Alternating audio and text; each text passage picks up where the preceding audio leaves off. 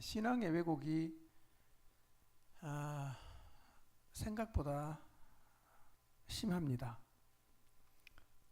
내 신앙이 왜곡되어 있는지 그렇지 않은지를 아는 방법은 하나님의 말씀이 나의 신앙생활에 얼마나 영향을 주는지를 보면 압니다. 신앙이 왜곡된 사람은 말씀의 영향을 전혀 받지 않습니다. 기분대로 그리고 세속적인 가치를 가지고 신앙생활을 하려고 하는데, 이 신앙이 왜곡되면 반드시 우리 영혼이 병들거나 죽게 됩니다. 바른 신앙은 말씀의 절대적인 영향을 받는 신앙입니다. 그런데 오늘날 하나님 말씀을 별로 중요하게 생각하지 않고 말씀과 상관없는 채로 신앙생활을 하는 사람들이 너무 많습니다. 기복적인 동기로 신앙생활을 하고 자기 의로 신앙생활을 하고 종교가 하나 정도 필요하기 때문에 액세서리 정도로 신앙생활을 합니다. 그러다 보니까 성경 읽기나 성경 공부는 하나도 중요하지 않고 그걸 왜 해야 되는지 이해하기가 어려워집니다. 바쁘면, 피곤하면, 일이 있으면 성경은 당연히 안 읽고 성경 공부는 한가한 사람만 하는 것이라고 생각합니다. 이런 현상은 오늘 우리 시대의 왜곡된 신앙의 단면을 보여주는 것입니다. 이런 태도를 갖고 신앙생활을 하다 보니까 교회를 오래 다녀도 불신자랑 거의 똑같습니다. 신앙의 힘이 하나도 없고 말씀의 순종 당연히 하지 않습니다. 그러다 보니까 하나님이 살아계신 것은 이론적인 부분으로 내가 말할 수는 있지만 진짜 하나님이 내 삶 가운데 살아계신다라고 말할 수 있는 고백과 간증이 거의 없습니다. 하나님 말씀은 참고사항 정도나 많은 참고사항 중에 하나 정도로 생각을 합니다. 그런데 이 하나님 말씀은 그리스도인의 삶에는 절대적이어야 합니다. 말씀이 나를 움직이고 말씀의 절대적인 영향을 받고 말씀에 의지해서 순종해야 합니다. 가장 훌륭한 신앙은 말씀에 의해서 움직이는 신앙입니다. 2013년에는 우리 모두가 이런 신앙을 갖게 되기를 바랍니다. 어떻게 하면 말씀에 움직이는 신앙인이 될 수가 있는가? 우선 하나님 말씀을 어떤 자세로 들어야 하는지를 생각해 보겠습니다. 1절, 2절, 3절을 같이 읽습니다.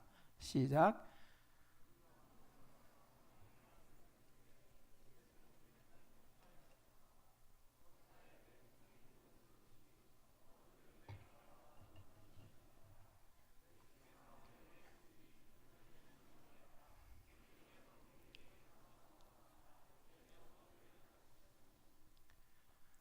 무리가 몰려와서 하나님 말씀을 들었습니다.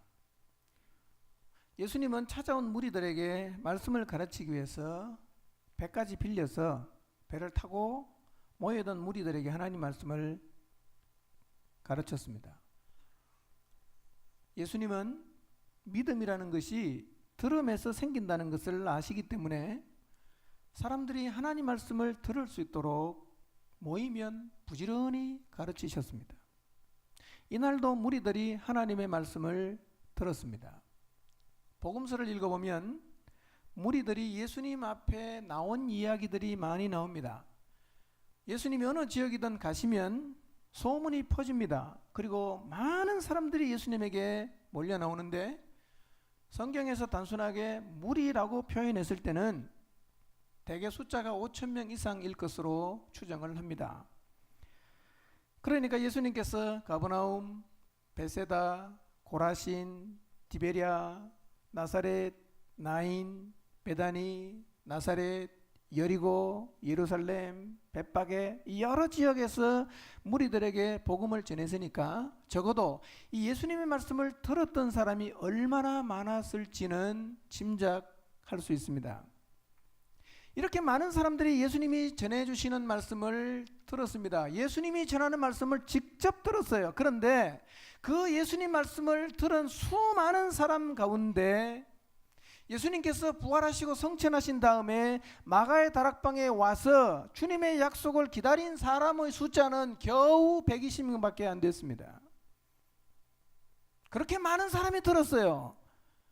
그런데 주님의 약속을 끝까지 기다린 사람은 120명밖에 안 됐습니다. 이게 무엇을 의미합니까? 이날도 게네사렛 호숫가에서 무리들이 예수님 말씀을 들었어요.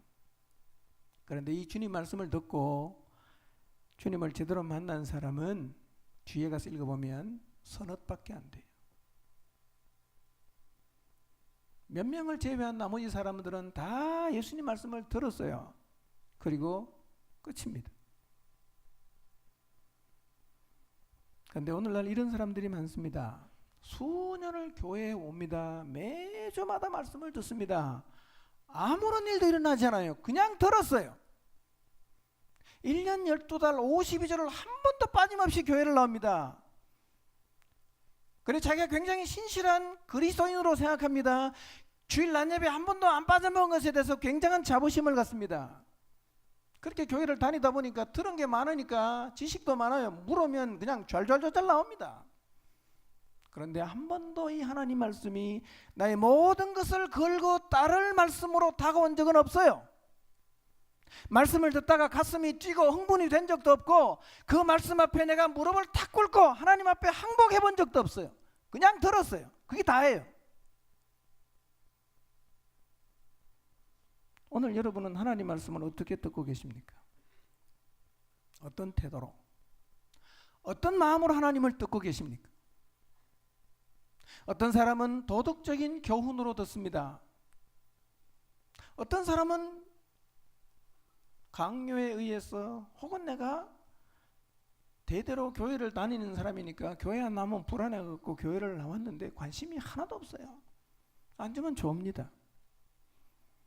일주일에 한 번 나와야 되니까 잠 깨면 듣고 졸리면 졸고 그렇게 합니다.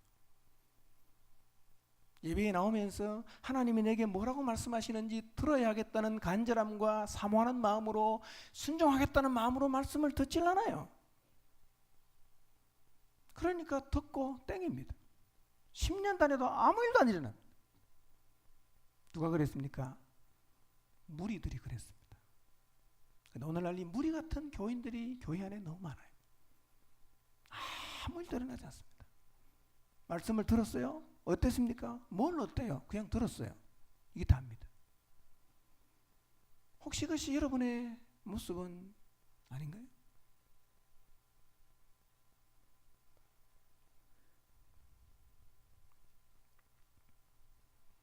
우리 마음은요, 고난과 자기의 힘으로 해결할 수 없는 문제 앞에 서지 않으면 이상하게 마음이 가난해지지 않아요. 마음이 가난해지지 않으면 하나님 말씀이 안 들려요. 그래서요, 고난이 인생의 한계가 축복이 되는 거예요. 진짜 복입니다. 오늘 만약에 여러분이 여러분의 삶 가운데 여러분의 노력으로 해결할 수 없는 고난과 어려움이 있다면 지금이야말로 여러분이 하나님 말씀을 제대로 들을 수 있고 여러분이 하나님을 제대로 만날 수 있는 기회임을 믿고 겸손한 마음으로 하나님 말씀 앞에 서시기를 바랍니다. 그 마음으로 하나님 말씀을 들으면요, 말씀이 달리 들리는 거예요. 어떻게 달리 들릴까요? 여러분, 하나님 말씀은요, 내게 하시는 말씀으로 들려야 되는 거예요. 하나님이 내게 하시는 말씀으로 마치 나 혼자 앉혀놓고 하나님이 나한테만 말씀하시는 것처럼 들려야 내 영혼이 움직이는 거예요. 그래야만 내 인생 가운데 진짜 변화가 생기는 거예요.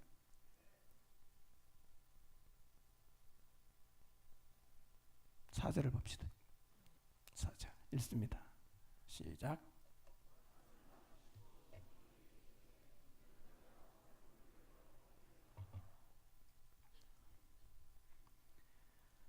예수님께서 우리에게 말씀하시기를 마친 다음에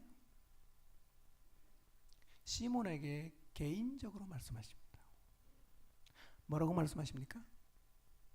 깊은 데로 가서 그물을 내려라. 깊은 데로 가서 그물을 내려라. 이것은 모여있는 무리에게 하신 얘기가 아니라 시몬 베드로 개인에게 말씀하셨어요. 그런데 하나님은 시몬에게만 그렇게 하시는 게 아니라 오늘 우리 모두에게도 개인적으로 찾아오십니다. 개인적으로 말씀하십니다. 우리가 마음을 열고 정말로 가난하고 사모하는 마음으로 하나님 앞에 서면, 그런 마음으로 말씀 앞에 서면 우리 모두도 내게 개인적으로 찾아오셔서 나에게만 말씀하시는 하나님의 음성을 들을 수가 있어요. 그때 우리 영혼이 변하는 거예요.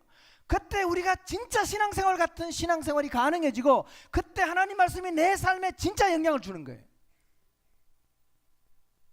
개인적으로 말씀하시는 말씀으로 안 들리니까 들었다 끝입니다. 이런 생활은, 신앙생활은요, 세월이 많이 가도 근본적으로 내 삶에 아무런 영향을 줄 수가 없습니다. 오늘 하나님께서 여러분에게 개인적으로 하시는 음성을, 말씀을 여러분 모두가 듣게 되시기를 바랍니다.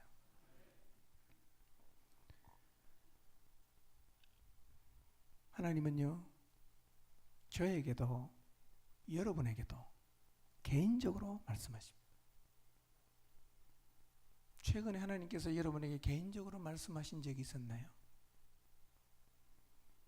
기도하다가, 설교 듣다가, 큐티하다가, 하나님 나한테 회개하라고 하시네.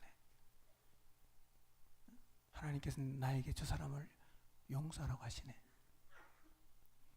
하나님께서 이 상황 속에서 나를 바라보고 견디라고 하시네. 하나님이 여러분에게 말씀하시는 음성을, 하나님이 여러분에게 개인적으로 말씀하시는 음성을 들은 적이 있나요? 그때 우리 인생이 변하는 거예요. 그때가 하나님을 만나는 때입니다.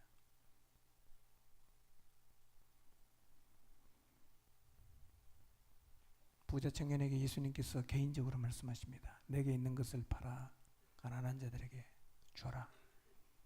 그리고 와서 나를 따르라.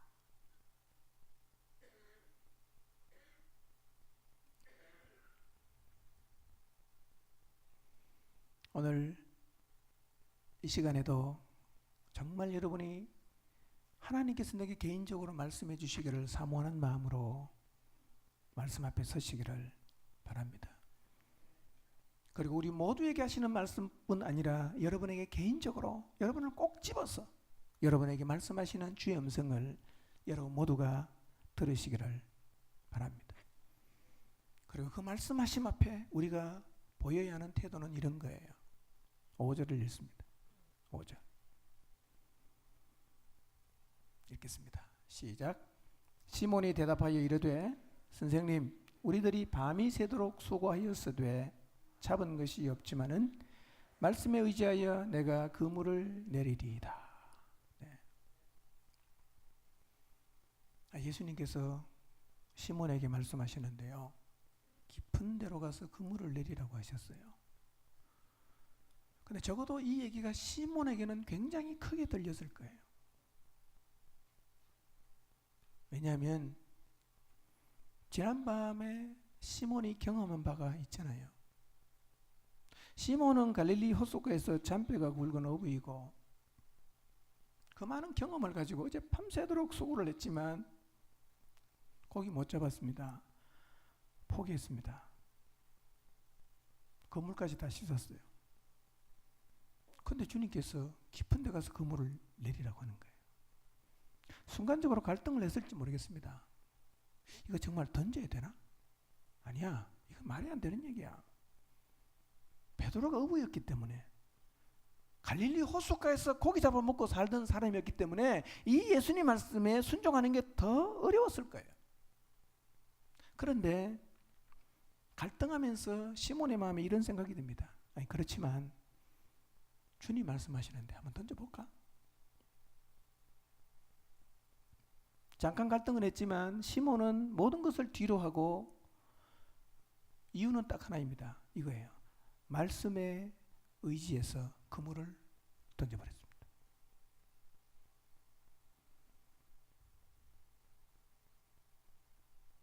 하나님이 우리에게 개인적으로 말씀하실 때 우리가 보여야 하는 태도가 바로 이런 거예요. 때로는요, 내게 개인적으로 하시는 하나님 말씀이 너무 황당하게 들릴 때가 있어요. 아니, 하나님 그거 말하라고 하십니까? 하나님 그렇게 저보고 헌금하라고 하면 저는 굶어 죽어요. 아니, 그렇게 형편없는 인간을 이때까지 참았는데 또 참으라고요?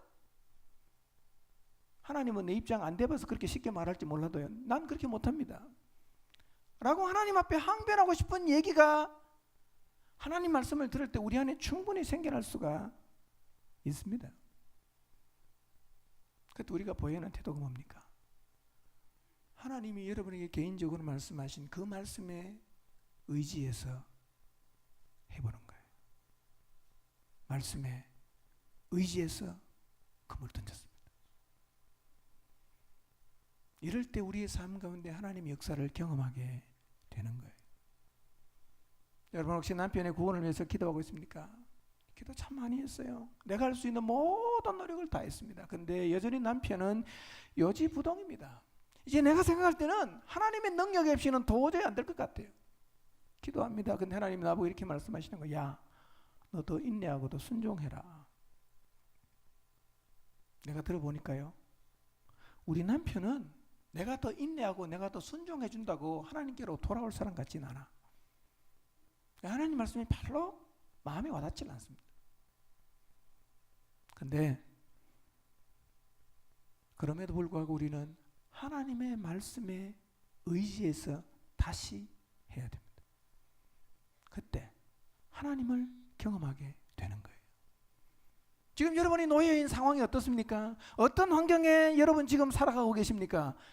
그리고 하나님께서 그 환경 속에서 기도할 때 말씀을 들으면서 여러분에게 무엇이라고 말씀하시던가요?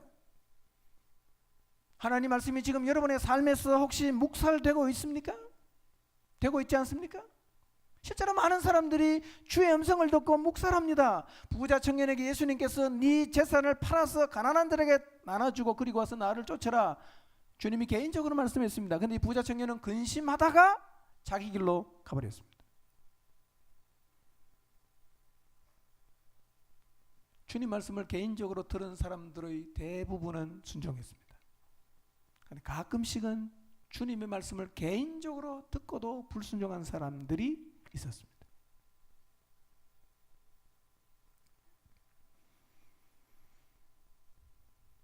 말씀을 듣고도 여전히 여러분의 방식대로 살고, 말씀을 듣고도 여전히 여러분의 길을 그냥 가고, 하나님 말씀을 듣고도 여러분의 경험과 상식으로 불순종을 쉽게 결정하는 것이 혹시 오늘 여러분의 신앙의 패턴은 아닙니까? 하나님 말씀에 의지해서 하는 순종이 사라지고 있습니다. 그리고 동시에 그물이 찢어질 정도로 고기가 잡히는 기적도 사라지고 있어요. 그리스도인인 우리는 성경을 말해야 되지만 그 성경 말씀이 내 삶 가운데 성취된 간증도 동시에 말해야 되는데 후자가 없어졌어요. 왜 없어졌겠습니까? 말씀에 의지해서 순종을 안 하기 때문에. 말씀에 의지해서 순종할 때 경험되는 하나님의 기적이 사라졌습니다.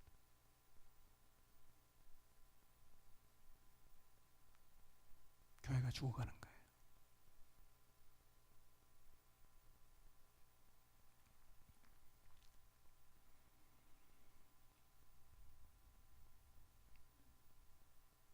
말씀에 의지해서 순종하시기를 바랍니다.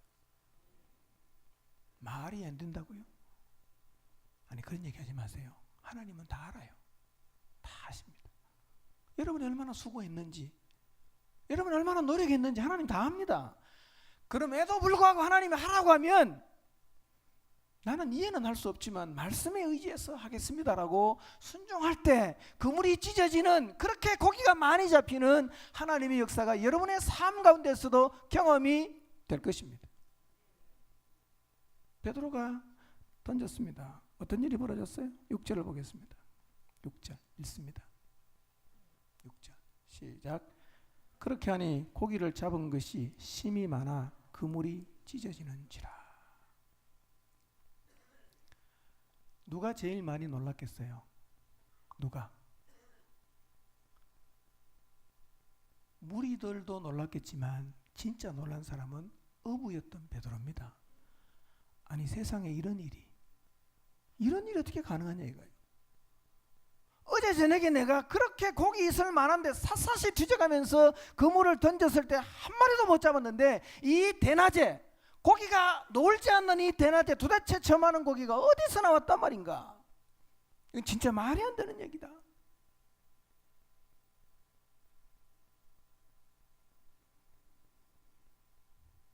우리의 신앙생활에 이런 간증이 있어야 됩니다. 여러분의 직장에서, 여러분의 가정에서, 여러분의 목장에서, 여러분의 개인적인 삶 가운데서 이런 역사가 일어나야 합니다. 아니, 저 사람이 저렇게 변하더니, 아니, 우리 아버지가 우리 아들이 저렇게 변하더니 놀랍다. 이건 말도 안 되는 이야기야 이거. 오 마이 갓. 이런 일이 어떻게 가능하냐. 저 사람이 저렇게 변했다면 저건 하나님이 하신 거야. 이런 역사 보고 싶지 않으세요?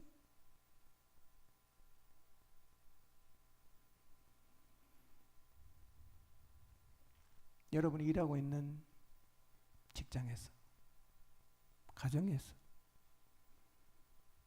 여러분이 전도하고 있는 그 사람의 인생 가운데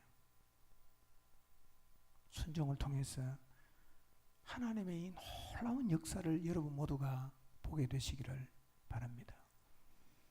하나님 여러분의 마음속에 계속해서 도전하시고 계시는데요. 그 말씀이 여러분이 들어보니까 야, 이건 진짜 말도 안 된다 라는 생각이 드시나요? 좀 이거는 못합니다. 이거는 말이 안 돼요. 그래서 하나님이 여러분에게 분명히 말씀하셨음에도 불구하고 계속해서 순종하지 않고 계속해서 묵살하고 계시지는 않습니까? 그러면요, 여러분의 생에 아무 일도 안 일어나요. 주님께서 말씀하시면 말씀에 의지해서 죽을 각오로 순종을 해야 그때 우리가 하나님의 역사를 경험하는 거예요. 베드로의 기적은 오늘 우리의 삶 가운데서도 다시 재현될 수 있고 재현되어야 합니다.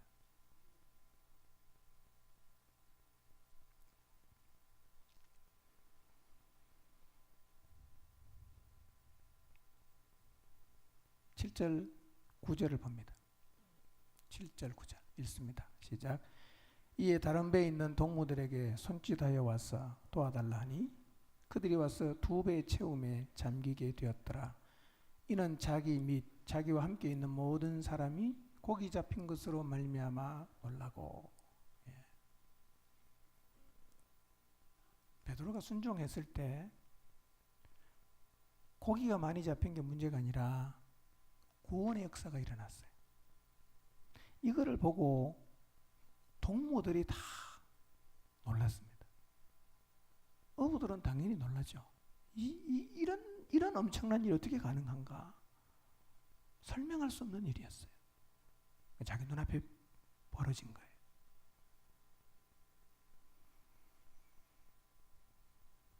이날 여러 사람들이 시몬을 통해서 예수님을 메시아로 믿게 됩니다.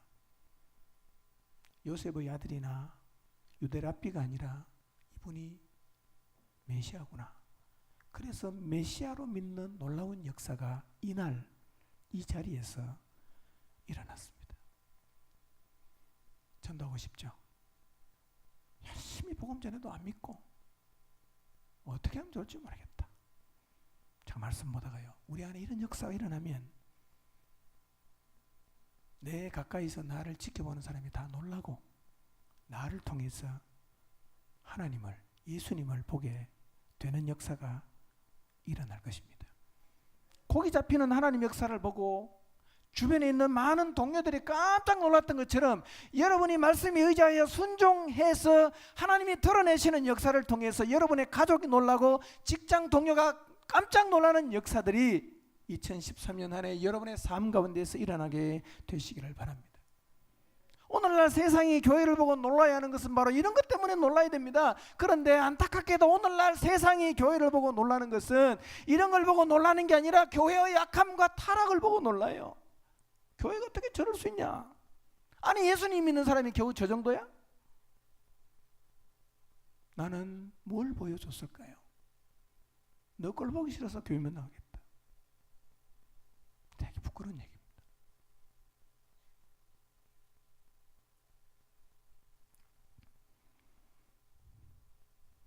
내 주변에 있는 사람들에게 나를 통해서 하나님을 보여주지 못했다면 회개합시다.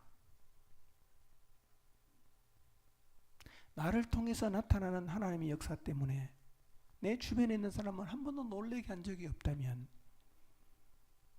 회개해야 합니다. 교회가 이렇게 추락하는 이유가 뭡니까? 말씀이 들리잖아요. 들려도 순종을 안 해요. 아무 일도 안 일어납니다. 우리 모두 다시 정신을 차리고 그리스도인인 우리가 마땅히 서야 할 자리, 하나님의 말씀에 의지해서 순종하는 자리로 돌아가야 합니다. 그래야 교회가 복음의 능력으로 세상을 살리게 될 겁니다.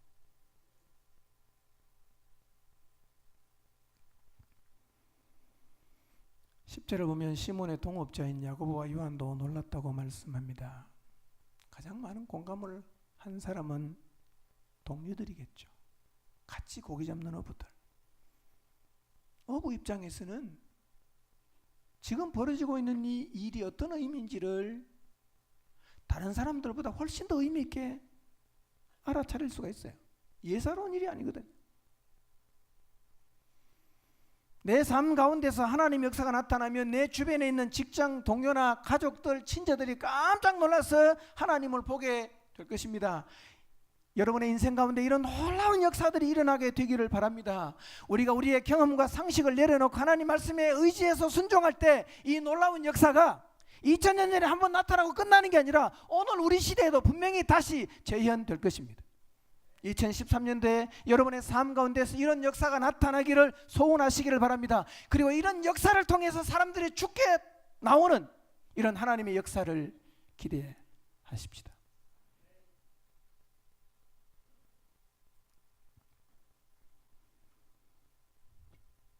근데 왜 고기가 잡히게 되었을까요? 하나님은 왜 베드로에게 이 엄청난 양의 고기를 잡히게 하셨을까요? 8절입니다. 8절 읽겠습니다. 시작. 시몬 베드로가 이를 보고 예수의 무릎 아래에 엎드려 이르되 주여 나를 떠나소서 나는 죄인이로소이다. 이 엄청난 기적으로 고기 너무너무 많이 잡았어요. 베드로가 좋아서 행복해서 팔딱팔딱 뛰면서 가야 될 것 같은데 베드로의 반응이 의외예요. 어떤 반응을 보입니까? 예수님의 무릎 아래 엎드리는 거예요. 이 광경을 머릿속에 그려보십시오. 예수님의 무릎 아래 그냥 바싹 엎드립니다. 그리고 이렇게 말합니다. 주여 나를 떠나소서 나는 죄인입니다.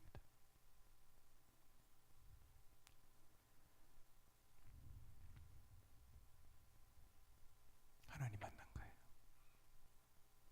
하나님 만났어요. 여러분, 시몬 베드로가 왜 이런 얘기를 했을까요? 왜 고기가 많이 잡혔는데 좋아하지 않고 예수님의 무릎 아래 바싹 엎드려 갖고 주님 저는 죄인입니다. 저를 떠나 주십시오. 라는 얘기를 했을까요? 그는 갈릴리 바다에서 고기 잡던 어부예요. 어부의 경험을 갖고 있는 자기의 머리로는 도저히 설명할 수 없는 역사가 벌어졌어요. 이래도 저래도 이 일은 설명할 수가 없어요. 그는 주님이 배에서 무리들에게 말씀을 전할 때 그 말씀을 들었어요. 어떤 내용을 얘기했는지는 성경이 말하지 않으니까 잘 모르겠습니다. 위로 심지하게 보건대 예수님께서 복음 전하셨겠죠. 복음 전했겠죠.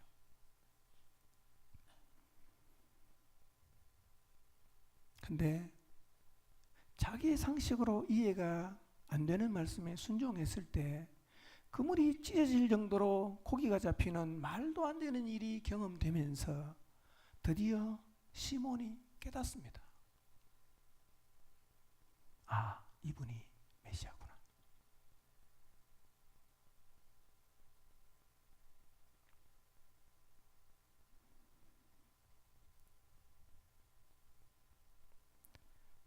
그래서 예수님 앞에 무릎을 꿇습니다. 아, 이분이 메시아구나 고백합니다. 주님, 저는 죄인입니다.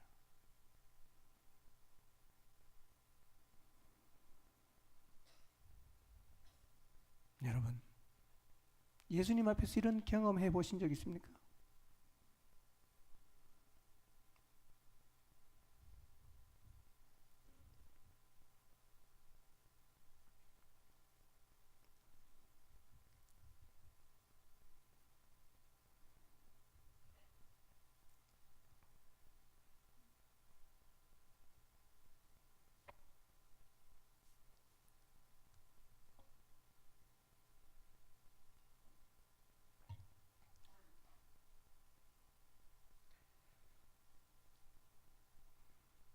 말씀 듣다가 이런 경험 해보신 적 있으신가요?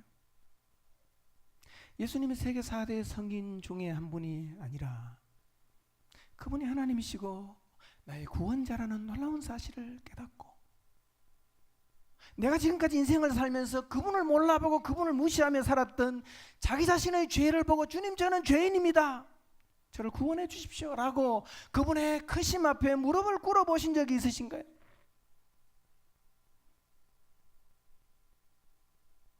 이게 구원입니다.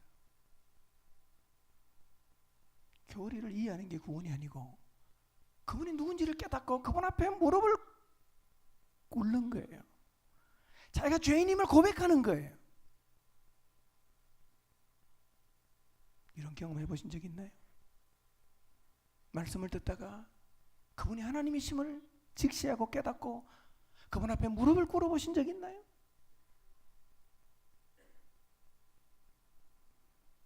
고기를 많이 잡았으니까 오늘 횡재했다고 싱글벙글 하면서 고기를 챙겨가다가 네 꺼내 내 꺼내 분배에 문제가 생겨서 또다시 시험에 드는 그런 종교인의 삶이 아니라 나에게 찾아오신 창조주 하나님을 알아보고 그분 앞에 겸손하게 무릎을 꿇고 그분을 주님으로 받아들인 진정한 그리스도인이 되셔야 합니다.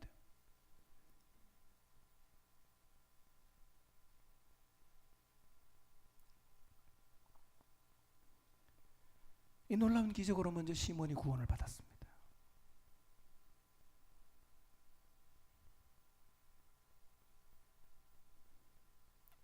주님께서 시몬에게 사명을 주십니다. 10절을 보겠습니다. 읽겠습니다. 시작.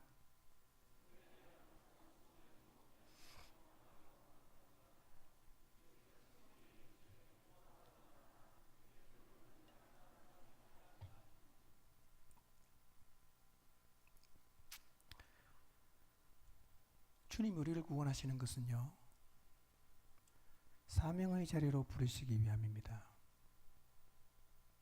예수님을 믿고 나서도 사명과 상관이 없이 사는 것은 부르심의 목적을 잃고 있는 것입니다. 누구라도 제대로 주님을 만나면 사명의 자리로 나가게 됩니다. 나는 예수님 믿고 천국에만 갈래. 이런 자세는 구원받은 사람의 자세가 아니에요. 제대로 주님을 만나면 사명이 보이는 거예요. 제대로 주님을 만나면 주님께서 우리에게 사명을 주시는 거예요. 예수님께서 그물이 찢어질 정도로 시몬에게 고기를 많이 잡히게 하신 것은 베드로에게 단순하게 경제적인 이득을 주려는 것이 아니라 이 일을 통해서 주님은 베드로를 부르시고 그리고 베드로에게 사명을 주셨어요. 사명의 자리로 부르신 거예요. 그 사명이 뭐예요? 예수님께서 시몬에게 말씀하셨어요. 무서워하지 말라. 이제 후로는 내가 사람을 취하리라 하시니. 사람을 취하리라. 예수님께서 무서워 말라고 하십니다. 어떤 인간이든 하나님을 제대로 만나면 경외감에 빠집니다. 너무 두려워요. 지금 베드로는 요셉의 아들로 알았던 예수님이 하나님이라는 사실을 깨닫는 순간 크나큰 두려움에 사로잡힙니다. 예수님께서 베드로에게 말씀하십니다. 무서워하지 말아라. 그리고 그에게 사명을 주시는 거예요. 사명이 뭡니까? 이제 내가 사람을 취하리라. 취한다는 말은요, 조그레오라는 말인데요, 이런 뜻이 있습니다. 산채로 잡는다, 취한다, 사로잡는다, 그런 뜻입니다. 그러니 주님께서 베드로에게 주신 사명이 뭡니까? 살아있는 사람들을 복음으로 사로잡는 일을 예수님께서 베드로에게 사명으로 주셨습니다. 이것이 시몬이 받은 사명이에요. 그런데 살아있는 사람들을 복음으로 사로잡는 이 사명은 시몬에게 뿐만 아니라 주님의 부름을 받고 구원을 얻은 우리 모두의 사명입니다. 우리 모두에게 하나님은 살아있는 사람을 복음으로 사로잡는 사명, 다시 말하면 복음으로 잃어버린 영혼을 구원하는 일을 사명으로 주신 것입니다. 그래서 이 사명을 받은 모든 사람들은 살아있는 모든 사람들을 바라볼 때 복음으로 사로잡을 대상으로 바라보아야 합니다. 그리고 그 일이 우리 모두의 인생의 목적이 되는 것이 마땅한 것입니다. 여러분의 자녀, 여러분의 남편, 여러분의 친척들, 여러분의 부모님들 어떤 대가를 치르더라도 여러분이 죽는 안에 있어도 그 사람들을 복음으로 사로잡는 일을 하셔야 합니다. 그것이 여러분이 살아있는 목적이고 사명이에요. 여러분, 좋은 대학 가는 게 성공 아니에요. 좋은 직장 가는 거 성공 아닙니다. 인생 최고의 성공은 예수님을 믿는 겁니다. 아멘입니까? 다 죽잖아요. 천국 가서도 어느 직장 다니다 왔냐고 묻습니까? 어느 대학 나왔냐고 묻습니까? 주님이 우리에게 주신 사명이 뭐예요? 사람을 취하는 거예요. 내 가족부터 복음으로 건져야 되잖아요. 남편이 지옥 가는데, 자식들 지옥 가는데, 직장 괜찮은 데 다닌다고 내버려 두실 거예요? 어떻게 하실래요? 목숨 걸어야 되는 거 아닙니까?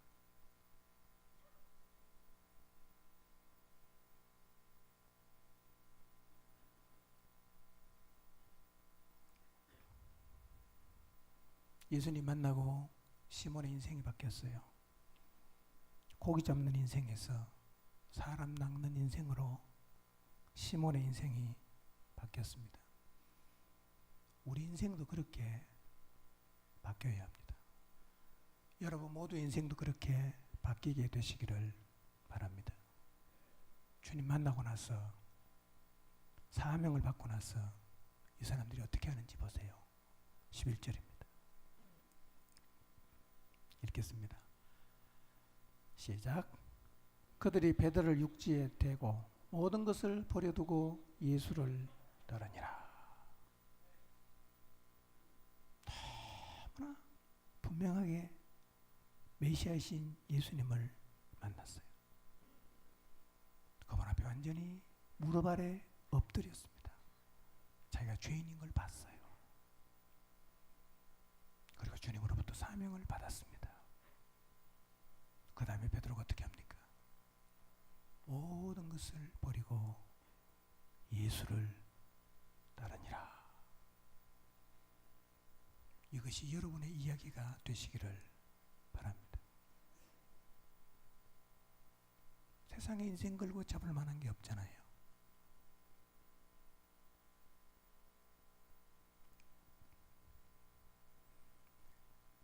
여러분 주변에서 모든 것을 버려두고 예수를 따르는 분을 보신 적이 있습니까? 혹시 모든 것을 버려두고 예수를 따르라는 말이 가당찮은 말로 들리지는 않습니까?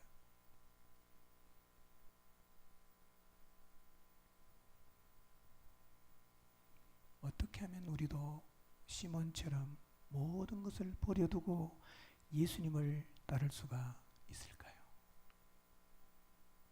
이건요, 용 쓴다고 될 일은 아니에요. 용 쓴다고 되는 일은 아니에요. 아무리 용 써도 이건 아무나 할 수 없어요. 이건요, 결과입니다. 앞에 있는 과정이 없이는 절대로 이런 결과는 생겨날 수가 없습니다. 어떤 사람에게 이런 결과가 찾아올까요? 앞에 있는 말씀이에요. 하나님의 말씀이 내게 개인적으로 들리고 그 들은 하나님 말씀에 순종함으로 하나님을 깊이 만나게 되면 그가 누구라도 시몬처럼 모든 것을 버려두고 예수님을 따라갈 수가 있습니다. 그러나 여러분이 아무리 교회를 오래 다녀도 하나님 말씀이 여러분 개인에게 주시는 말씀으로 들린 적이 없다면, 그리고 하나님 말씀에 의지해서 한 번도 순종해 본 경험이 없다면 모든 것이 아니라 조금도 주님을 위해서 버리는 삶을 사는 것이 불가능할 거예요. 안 되죠. 이거는요, 우리가 용선다고 되는 일이 아니에요.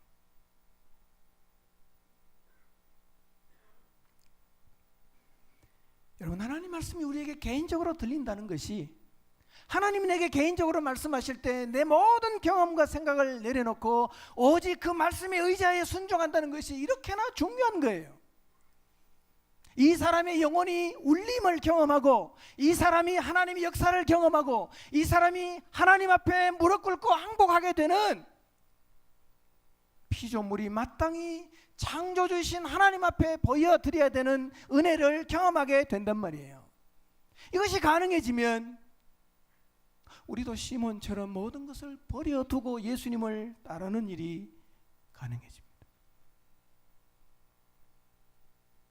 사랑하는 성도 여러분, 나는 오랫동안 교회를 다니고 있어요. 3대, 4대째 교회를 다니고 있을 수도 있어요. 그런데 예수님을 위해서, 복음을 위해서 나는 아직도 작은 것도 버리려고 하면 손 떨려서 못 버리는 거예요. 시간도 아깝고 돈도 아깝고 내 노력 들어가는 것도 아깝고, 주일 안내하면 딱 하고는 아무것도 하지 않습니다. 왜 내가 이런 신앙생활을 벗어나지 못하는지를 오늘 이 말씀에 비추어서 한번 깊이 생각해 보시기를 바랍니다. 여러분, 설교를 들을 때 혹은 성경 말씀을 묵상할 때 하나님 말씀이 나를 사로잡고 말씀이 내게 너무 크게 들려서 그 말씀 앞에 눈물 흘리며 회개하고 그 말씀을 너무너무 두려워해 본 기억이 있으신가요? 하염없이 눈물이 나요.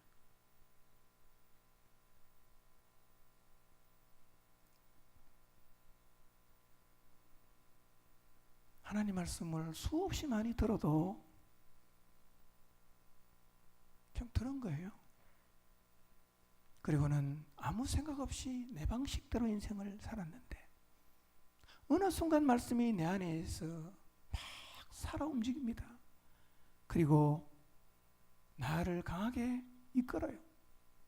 나도 모르겠어요. 모든 것을 뒤로하고 마치 세상에서 망하기로 미친 사람이 되기로 작정한 것처럼 하나님 말씀에 이끌려 순종하게 되는 경험을 해보신 적이 있나요?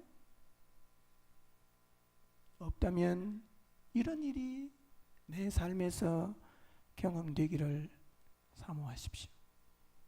언젠가 여러분의 삶에서 이런 일이 경험이 된다면 여러분의 삶 가운데서도 반드시 여러분의 생각을 뛰어넘는 하나님의 기적을 경험하게 될 것이고, 그 놀라우신 주님을 두려워하는 마음으로, 경외하는 마음으로 모든 것을 버려두고 그 주님을 따르는 은혜를 여러분도 입게 될 것입니다.